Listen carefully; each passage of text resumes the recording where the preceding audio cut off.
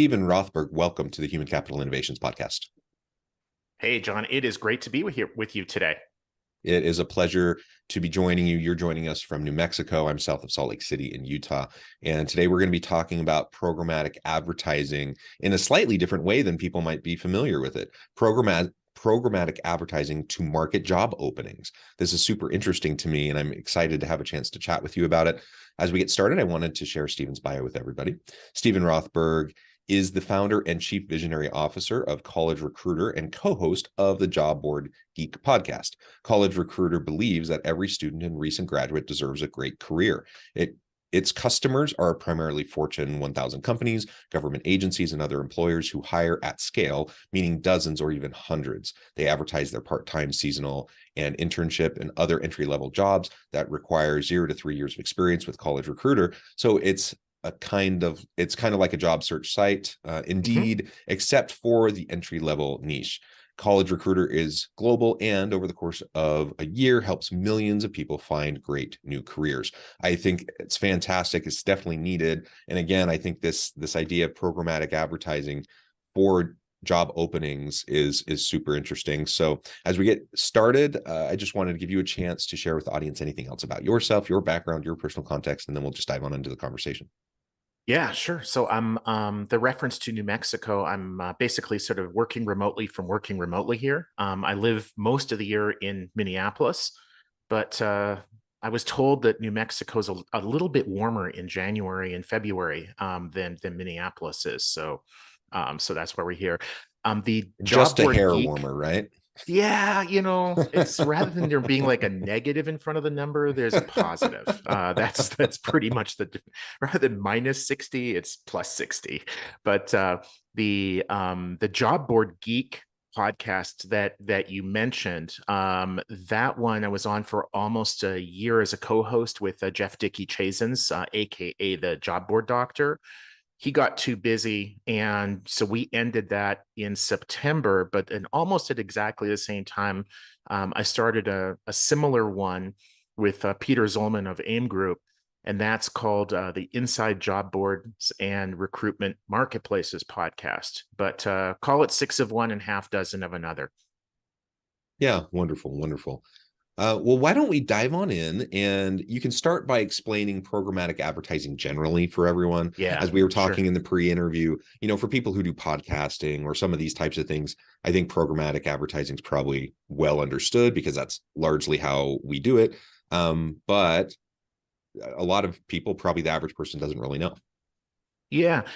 At a really high level, programmatic advertising, the root of that is program. And it really just means that a computer is making the decisions about where to run the ad, how prominently, and for how long. And the consumer marketing world, where you're marketing products, services, maybe educational opportunities, that really started to migrate from what I call traditional duration-based advertising, running an ad in a newspaper for, to hit 500,000 readers, you paid X dollars, or ran an ad on TV for, these 18 shows for these 2-week period, and the number of impressions would be Y. That, for as long as there was advertising, that's how advertising was purchased. But when this site came along, and you've probably heard of it, Google, they launched in 98. They started to sell advertising a couple of years later. They didn't invent programmatic advertising online, but they popularized it. So rather than usually a company saying, we're going to pay X dollars to have our display ad, banner ad, call it what you may, seen by Y number of people over a Z period of time. We want this ad to be seen by 2 million people over the next 2 weeks. And then we're going to pay you $10,000. Rather than buying advertising or selling advertising that way, they did it programmatically. And what that means is that the computer was basically saying, okay, your budget is $10,000 and you want this ad to be seen by a certain number of people, or clicked on a certain number of times, or lead to so many leads. and we're going to show that ad automatically where it's getting the best results. And that's the whole key to it, is instead of buying advertising through kind of a beauty contest, what sites are you most familiar with? Which one has the best salesperson? Which one sends you the best tchotchkes at the end of the year? Instead, the machine, using rules that you provide to it, decides site A is getting a much better response to your ad than site B or C. So we're going to stop running your ad on sites B and C and only spend your money, only spend your budget on site A. In the world of employment, some employers will set up the rules based upon the number of candidates who click on the ad to go to the ATS or the, some other page that the employer specifies. More and more are setting it up to look at the number of candidates that apply to the jobs. And that right now is sort of the standard. If whichever site generates applications at the lowest cost gets the lion's share of the budget. Yeah, thank you for that explanation. Hopefully that makes sense to everyone. This just shows the evolution of various technologies to the advertising space, right? And it only makes sense that you would want to do things in an even more targeted way, where you can essentially in real time measure the impact of those advertising dollars to make sure that you're spending it in the most effective way possible. And that's essentially what's happening here, right? Yeah, and it greatly reduces the staff time. Yeah. Because rather than having a bunch of recruiters trying to decide where to run this ad and did we get a good response to it, and that traditionally has been very much a guesswork and very much, again, what I call a beauty contest. Back in the days when Monster ran ads in the Super Bowl, shockingly, for the next month or so, they would get a huge increase in sales. Was it because they were any better than they were 2 months before? No. It's because the talent acquisition people saw the ads on the Super Bowl and thought, oh, well, that's a good place to run an ad. And it may have been a good place to run an ad, but it's not a good reason to run an ad just based upon who runs ads in the Super Bowl. At the end of the day, you want to run your ads where you're getting the right quantity and quality of response. And set up properly, Programmatic does that automatically for you. Yeah. Well, interesting. And you mentioned football. Obviously, we're in kind of the middle of the playoffs. The Super Bowl's coming. I was watching a video, though, of a team that's not great, but it was interesting because it was all about advertising. It was about the Detroit Lions. I don't know if you're familiar with this, but the Detroit Lions in their new stadium, and they're utilizing all sorts of technologies to analyze the crowd and the makeup of the crowd, the composition of the crowd, so they can do targeted billboard ads and things like that in different parts of the stadium at different points in time during a game, which I thought was just like, I mean, obviously it makes sense. It's similar to what we're talking about here. It's just in a sports venue. But the point is, I think everyone is eventually going this direction because it just makes more sense. Yes. It just makes more sense, from the side of the Detroit Lions organization. They can charge more in advertising when they can show bigger impact of those advertising dollars, right? And it also saves the organization buying the advertising because they know, that what they're spending their money on will have a bigger impact. So ultimately, it's really a win-win for everyone. It's just leveraging and utilizing technology to do it. And again, coming back to the workplace and coming back to recruiting and staffing, it's the same idea, but now we're just talking about open jobs, job postings, and getting them in front of the right people to see them. Absolutely. And to support what you were saying a second ago about this being, the future, or it's inevitable. I can't remember exactly what words you used, but they were perfect. It absolutely is. In the consumer world, almost all online advertising is sold by Google, Facebook, a couple of the other very, very large players. And almost all of that is now programmatic. It's something like 90% of consumer advertising online to promote the sale of products and services is done programmatically. And traditionally, HR and within HR talent acquisition has lagged. The consumer world, our budgets are smaller. We tend not to have the formalized training. It's viewed not as a profit center. I mean, you could probably go through like 20 reasons why that is, but it is. And so if you ever want to look and try to look brilliant and predict where the world of advertising on the employment side is headed, all you have to do is look over and see what Google and Facebook are doing on the consumer side. Yeah, and to that point, again, for those who are in the advertising space, programmatic advertising is nothing new. It's becoming more and more widely adopted. But in the HR space, I don't hear people talking about this all that much.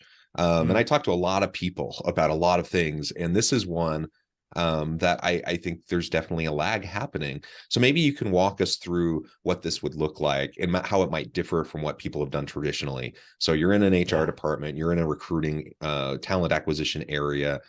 What have you done traditionally versus what could you be doing now with this kind of programmatic advertising for job postings? Yeah.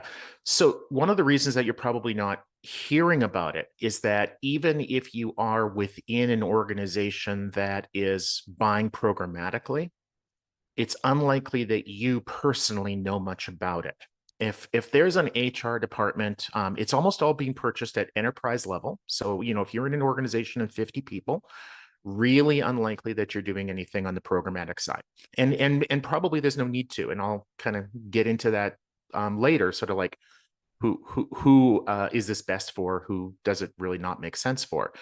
But within a large enterprise level organization, you might have a couple hundred people in HR, you might have, a couple of dozen people, a few dozen people within talent acquisition, and probably maybe one or two of those actually know what programmatic is and are involved in it. And in most cases, at an enterprise level, you're outsourcing the purchase of advertising to an advertising agency or maybe through an RPO. And so that knowledge is, let's call it managed, maybe in the TA department, but the day-to-day work and how you set up the rules and the budgets, what rules you use, a lot of that is done by agencies, by recruitment advertising agencies and RPOs. We do have some Fortune 1000 sized companies and government agencies that are doing it in-house. It tends to be the exception rather than the rule. The people who are involved in programmatic advertising overwhelmingly work for the largest organizations. And the reasons for that is really twofold. Number one is they have the budgets for it. If your budget for recruitment advertising is $500 a year, this is not the right tool for you. Continue to listen to the podcast because it's going to be awesome, but it's probably not the right tool for you. The other is volume. High volume hiring lends itself much better to programmatic than if the role requires the hiring of just one person. And that again comes down to basic math. If you're hiring one person, the first resume that hits your desk might be perfect and you might want to stop. But if you're hiring 1,000 people, then you just know statistically, you probably need 10,000 applications. And to get 10,000 applications, you probably have to get your ad in front of 100,000, maybe even 200,000 people. That's where programmatic really shines. How to choose what candidates to get what opportunities in front of at what time. It's too time consuming for humans to do that. But the machine can do that quickly, efficiently, 24/7, 365. So if at College Recruiter, if at a ZipRecruiter, at an Indeed, just about any of the premium job boards, if they're talking to an employer or an advertising agency or an RPO, usually it boils down to a couple of questions. How many people are you looking to hire and over what period of time? If an employer tells us we're looking to hire 20 people over the next 20 years, they're not a good candidate for programmatic. If it's 20 people over the next month, they're a very good candidate for programmatic. And then we usually will just kind of like back out the math, more on our end than in running that by the employer, because most of the employers don't really know their metrics. They don't know how many candidates need to see a job posting ad on a job board to go to the ATS, to apply, to get interviewed, to get hired. If they do know those metrics, fantastic. But the reality is most don't, even at an enterprise level. So we do some estimation. We just kind of say, okay, you're this kind of organization. In our experience, this is how the math works. You need to hire 20 people over the next month. Your budget should be X, and this is how we recommend setting it up. Regardless of how we set up the campaign to begin with, and I think it's pretty common in the industry, we always look at those first couple of weeks as like a pilot. Let's get started. Let's keep the risk relatively low. Let's not blow through your budget in the first 3 days. And let's see how the results look and make some adjustments. There are almost always adjustments. It's shocking how different a customer service role with the same employer will behave very differently than even a sales role, let alone an engineering role. So just to say what industry we're in or what the kind of role is really different. It varies. I think you said that you're a little bit south of Salt Lake City.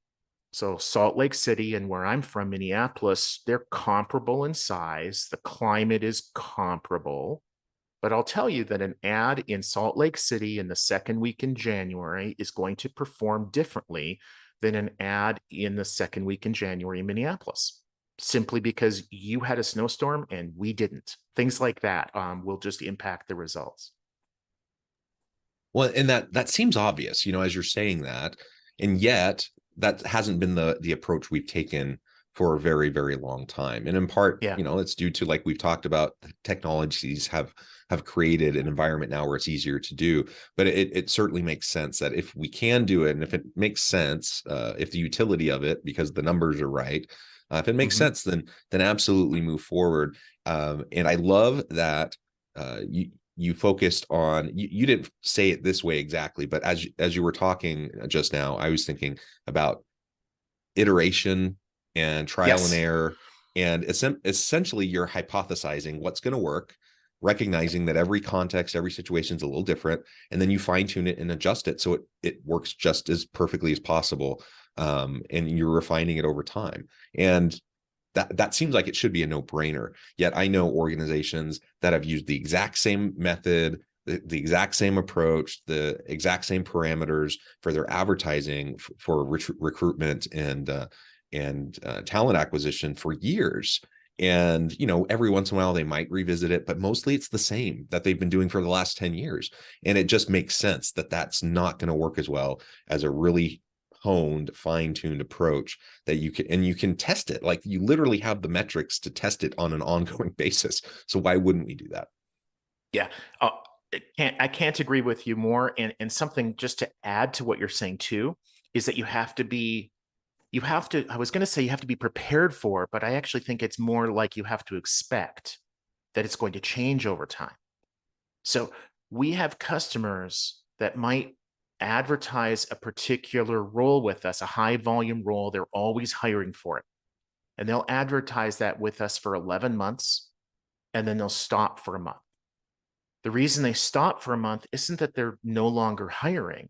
They just know that, say, from the middle of December until the middle of January, the candidates for that particular role are checked out.